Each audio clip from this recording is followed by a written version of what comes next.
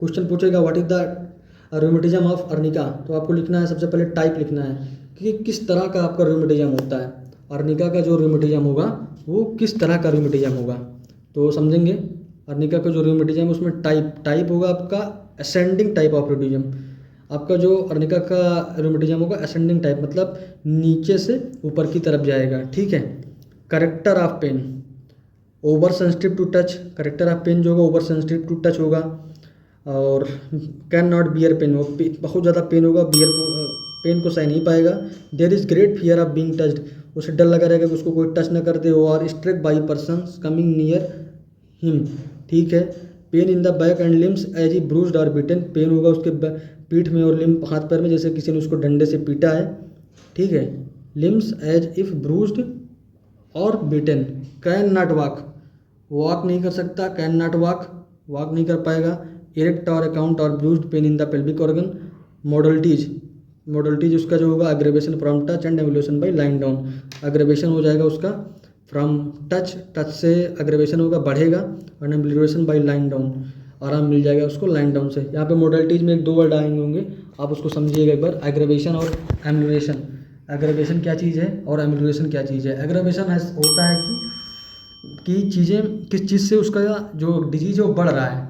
Aggravation कब बढ़ रहा है, किस चीज़ से बढ़ रहा है, ये सारी चीज़ों को एग्रेवेशन में लिखेंगे। और एम्यूलेशन में लिखेंगे कि आराम, एम्यूलेशन का मतलब होता है आराम, कि उसको किस चीज़ से आराम मिल रहा है। तो इन चीज़ों को मॉडलिटीज में लिखेंगे, मॉडलिटीज में एग्रेवेशन और एम्यूलेशन को लिखेंगे। बात करेंगे उसका स्किन का, कि अर्निका का जो स्किन है वो कैसा है। अगर स्किन की बात करेंगे तो स्किन में हम देखेंगे स्किन है उसका कॉजेशन। स्किन का जो काज हो सकता है, क्या हो सकता है, ट्रॉमा और एनी मैकेनिकल इंजरी, उसको किसी चीज़ से ट्रॉमा हो सकता है, मैकेनिकल इंजरी हो सकती है। तो इस केस में अर्निका को सोचेंगे। लोकेशन अंडर नेथ द स्किन, अगर चोट लग गया स्किन में, कहाँ, अंडर नेथ, स्किन के नीचे लग गया। इकोमोसिस हो गया। Sensation sore lame bruised feeling all of the affected parts, ये वर्ड याद रखिएगा, ये अर्निका के लिए सबसे ज़्यादा इंपॉर्टेंट वर्ड है कि सोर होगा, लेम होगा, bruised feeling all of the affected parts, ठीक है। Very much sensitive to touch, बहुत ज़्यादा उसको टच करने पर वहाँ पे सेंसिटिव होगा, पेन करेगा। Tendency to small painful boils, उसको छोटा छोटा फोड़ा फुंसी हो जाएगा। Which come one after another, एक फूटेगा तो एक दूसरा आएगा। बात करेंगे फीवर की। अर्निका का हमने स्किन भी देख लिया, बात करेंगे फीवर की। Fever generally indicated in typhoid fever, fever जो होगा इसका जो फीवर होता है टाइफाइड फीवर में अगर हो रहा है तो आप वहाँ पर अर्निका को देंगे, सोच सकते हैं अर्निका के बारे में अगर किसी को टाइफाइड फीवर है। सिम्टम्स ड्यूरिंग फीवर, अगर ये सिम्टम आते हैं, अगर जो गिवन सिम्टम है भी पढ़ रहा हूँ, अगर वो सारे सिम्टम आते हैं तो उस केस में आप अर्निका को सोचेंगे। Generally indicated in typhoid fever. Symptoms during fever, sore होगा, लेम होगा, bruised feeling all over the body, great restlessness और everything on which the patient feels too hard. सबसे ज़्यादा इंपॉर्टेंट ये लाइन है, आप इसको एक बार देख लीजिएगा। Everything on which the patient lies feels too hard, तो जिस पे वो लेटेगा वो सारी चीज़ें क्या होगी, उसको हार्ड महसूस होगी, कठोर लगेगा। And that is why he become restless, patient जो है अच्छे से सो नहीं पाएगा तो रेस्टलेस रहेगा। Patient consequently move from place to place in search of a soft spot, patient एक जगह से दूसरी जगह पर टहलता रहता है। किसमें, patient constantly move from place to place on search of soft spot, मतलब वो आराम करने के लिए या सॉफ्ट जगह पाने के लिए एक जगह से दूसरी जगह तक कंटिन्यूसली सर्च करता रहता है कि कहीं उसको आराम मिल जाए और वो कहीं आराम से लेट जाए। ड्यूरिंग फीवर लिखा है, during fever there is low muttering delirium, उसको बड़बड़ाएगा, धीरे धीरे बड़बड़ाएगा। The patient lies unconscious, patient अचेत की तरह बेहोश पड़ा हुआ रहेगा। Whenever anything is asked he answer correctly and in full but continuous and delirium at once falls asleep in the mindset of the patient said there is nothing wrong him and there is no matter with him। और कहना चाह रहा है कि जब वो उठेगा अचेत से होके तो वो आंसर करेक्टली वो आंसर देगा, सही आंसर देगा, लेकिन थोड़े ही समय बाद वो अचेत हो जाएगा और फिर से डिलेरियम वाली दुनिया में चला जाएगा, बड़ा मतलब अचेत हो जाएगा।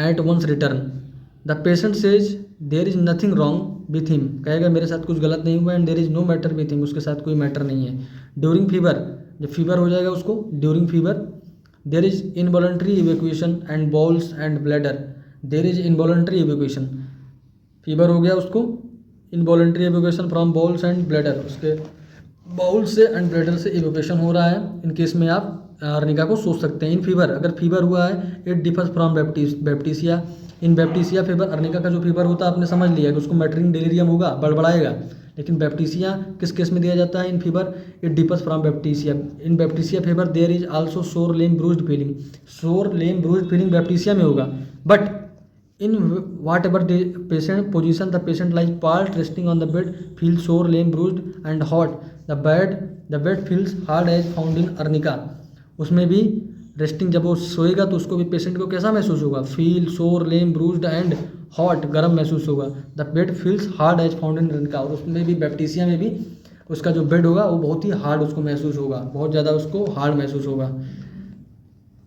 बात करेंगे in baptisia, whereas in arnica the patient answers correctly, पर पेशेंट जो है अर्निका में आंसर जो देगा उठेगा, उससे अगर आप अचानक से उठाएंगे और पूछेंगे तो एकदम सही आंसर देगा, and full and then the delirium returns, और डिलीरियम जब वापस जब आंसर दे लेगा फिर से वो मूर्छित हो जाएगा, गिर जाएगा। Offensiveness and discharge is of superlative degree in baptisia, stool urine sweat etc and breath all are horribly offensive but not so much in arnica, baptisia में बहुत ज़्यादा उसका जो स्टूल होगा वो स्मेल करेगा, लेकिन अर्निका में ऐसा उतना ज़्यादा स्मेल उसका जो स्टूल और यूरिन नहीं करेगा।